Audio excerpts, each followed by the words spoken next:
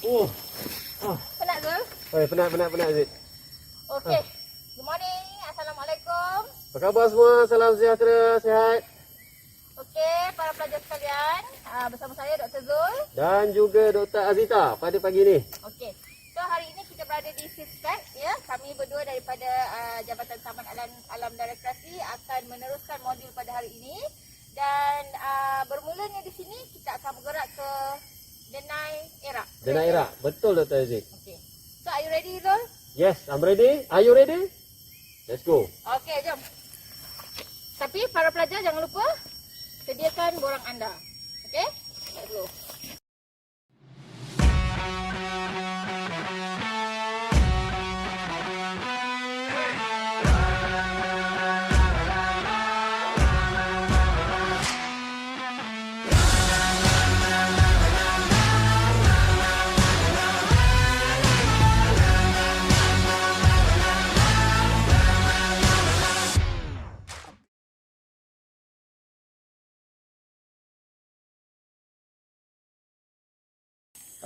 Kita dah sampai di Trail Era. Ini pintu masuk ke Trail Era. Yang mana daripada tapak perkhemahan, daripada awal-awal kami mula berjalan sampai ke sini mengambil masa kira-kira dalam 10 ke 12 minit. Berjalan laju dalam kumpulan kecil dan jaraknya lebih kurang dalam 700 meter lah. Jadi apa yang kita akan buat selepas ini, kami akan tunjukkan kepada anda satu plot dan kita akan jalankan inventory di plot tersebut. Jom ikut saya. Walking on the edge of a knife. I've been waiting for this all my life. I feel it in my veins, feel it in my blood. You know I can't stop till I'm good and done. I'm gonna push it harder, gonna climb up higher. It's like I just can't miss. I was made for this. I show the world I'm stronger. Prove it to 'em I'm a fighter. I can't help but win. I was made for this. I was made for this. I was made for this.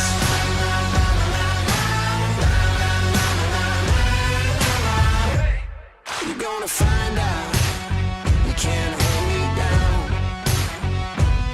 You see I'm the king, 'cause I got that crown. Oh, you could try your best to step in my ring. Okey. Kita dah sampai. Inilah satu titik plot yang telah ditentukan di dalam Denai Era.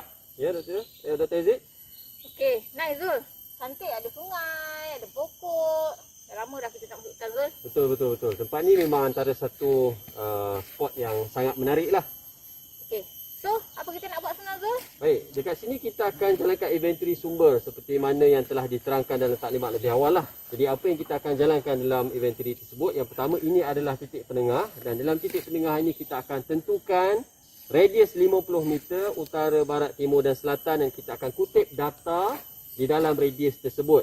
Jadi data apa yang kita akan kutip tu? Pertama sekali kita akan lihat data vegetasi ataupun flora. Seterusnya kita akan lihat data-data sumber air sekiranya ada, dan semestinya ada di bahagian belakang ni. Saya akan tunjukkan selepas ini. Kemudian kita akan juga ambil ataupun cerap data-data fauna dan juga apa-apa data yang menggambarkan nilai-nilai budaya. Selebihnya kita tak lupa juga kita akan ambil jugalah data-data sekiranya ada nilai-nilai impact kehadiran manusia di plot ini. Itulah sedikit sebanyak Dr. Azit. Okey. But again students, jangan lupa sediakan borang dan pen bersama anda. Okey? Right, let's go. Jom. Okay, pelajar. Jadi sekarang kita akan buat inventory tumbuhan. Okey? Cuba anda hayati dan anda lihat di skrin. Okey, apa yang anda nampak. Okey? Boleh diperhatikan di sini bahawa tumbuhan dominan di sini adalah dari family Nandithrocap. Okey, di mana spesies dominan adalah daripada pokok medang. Okey, nama spesies boleh cari nanti. Okey. Dan boleh juga dilihat ada tumbuhan paku pakis pepanjat yang dominan juga. Okey.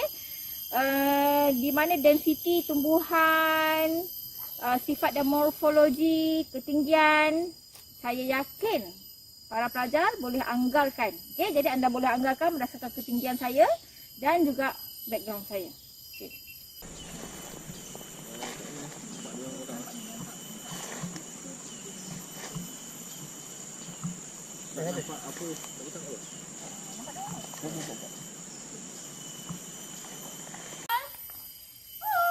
Yes, yes, yes. Wow, nice-nya sungai Ini memang seronok ni. Tak senang nak dapat jumpa macam ni. Dah masuk borang belum? Nasib baik ingatkan, kalau tak memang dah terlepas juga ni. Okey, untuk inventory sumber air, apa yang perlu lihat, kita perlu kenal pasti adakah di dalam plot ini terdapat sumber air. Sudah pasti, dalam plot ni memang ada sumber air, satu sungai Rasau yang mengalir daripada dalam kawasan hutan menuju ke bahagian hilir sungai. Dan kita kena lihat status sumber ni dari segi morfologi, rupa bentuk, kemudian bagaimana kuantiti sumber air ni, adakah sungai ini merupakan kuantitinya banyak ataupun sedikit. Kemudian dari segi pergerakan aliran sungai, adakah ia terlalu laju ataupun perlahan ataupun tidak. Tak lupa juga tentang warna air. Ini antara satu kriteria yang sangat penting lah dalam kita menjalankan inventory. Selain daripada bau, sekiranya ada apa-apa bau. Cuma di dalam situasi visual, mustahil untuk kita kenal pasti bau. Saya boleh kongsikan tidak ada bau yang pelik daripada sungai ini keluar. Betul tak, Aziz? Betul. Okey. Dan ciri-ciri lain, saya akan tunjukkan video selepas ni. Sekiranya ada apa-apa kehadiran pokok-pokok tumbang ataupun apa-apa vegetasi yang menarik, yang sangat unik, itu perlu dikenal pasti oleh semua pelajar. Okey, Dr. Aziz, jom kita tunjukkan kepada semua pelajar kita apa yang menarik tentang sungai kita di dalam plot ni. Buat baju mandi tak, Lul? Alamak, terlupalah pula.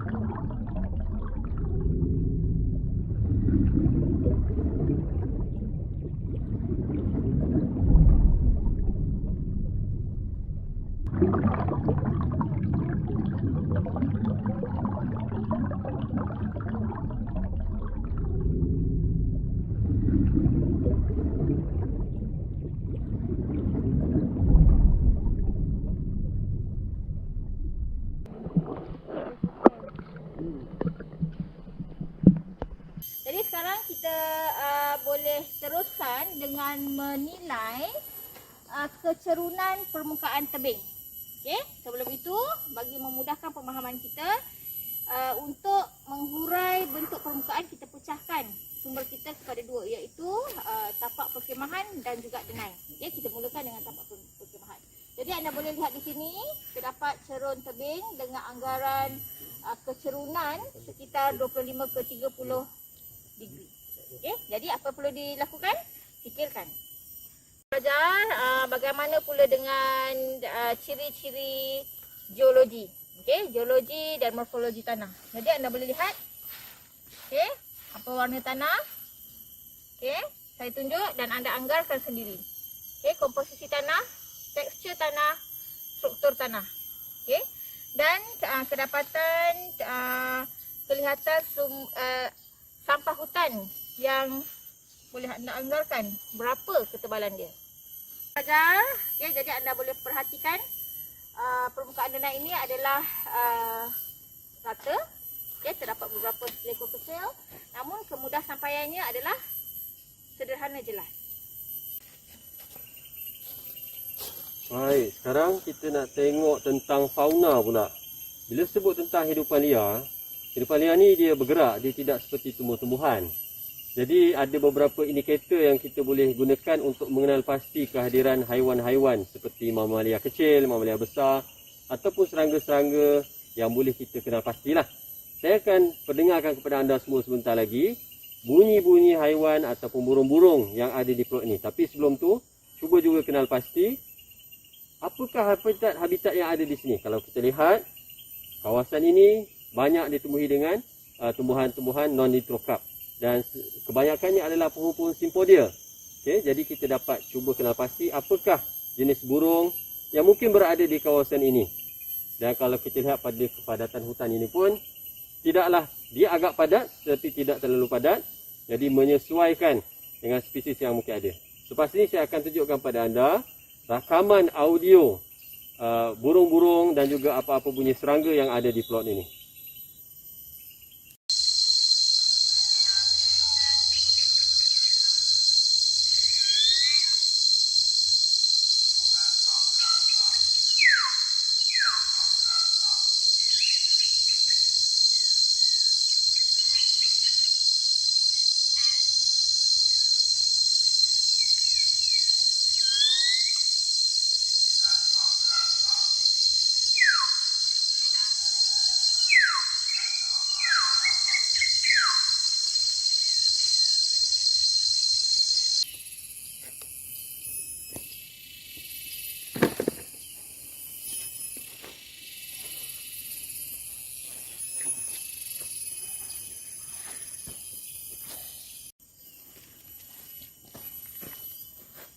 Nun di seberang sungai sana ada kesan tinggalan tapak orang asli. Itu adalah salah satu unsur-unsur culture yang boleh kita lihat di point ini. Okey. Di seberang sungai. Apa yang kita boleh secara visualnya, walaupun kita tak perlu pergi ke sana, tapi secara visualnya kita boleh nampak ada tapak perkemahan. Kalau tak salah saya ada tiga kemah yang agak besar untuk yang mana orang asli datang untuk menginap dan sebagainya. Selain daripada itu juga kita dapat lihat kesan-kesan tangga dan juga tempat railing buatan manusia, walaupun bukan railing simen tetapi lebih kepada dahan-dahan, dapat dilihat di tebing sungai untuk menuju ke sana. Itu antara ciri-ciri budaya yang kita boleh kenal pasti di sini. Tak semuanya menarik dekat poin ni. Ada juga elemen-elemen negatif. Sebagai contoh, ada banyak kesan-kesan sampah yang sangat jelas dilihat ya. Seperti di situ ada sisa ataupun tikar lama dan juga bubu yang telah ditinggalkan tak boleh digunakan. Dan juga banyak juga sampah-sampah seperti botol-botol plastik. Termasuklah juga face mask. Jadi semua pelajar boleh cuba bayangkan ataupun andaikan sendiri siapakah yang masuk dan membuat sampah sebegini. Sampah-sampah ini pun ada tak semestinya baru. Ada juga sampah yang kita lihat dan kita boleh tahu sampah ini dah terlalu lama berada di sini. Sebab apa? Dia dah tertanam. Hanya sebahagian saja yang terkeluar dan nampak jelas dilihat dengan mata. Jadi pecahan sampah ni ada baru dah ada lama. Jadi itu antara gambaran yang boleh saya berikan tentang elemen-elemen impact negatif yang ada di dalam plot ini. Dr. Zul tertinggal satu perkara tadi, iaitu impak. Okay, jadi anda boleh lihat ini adalah impak yang ketara yang mungkin dilakukan oleh pengunjung yang tidak bertanggungjawab. Okay?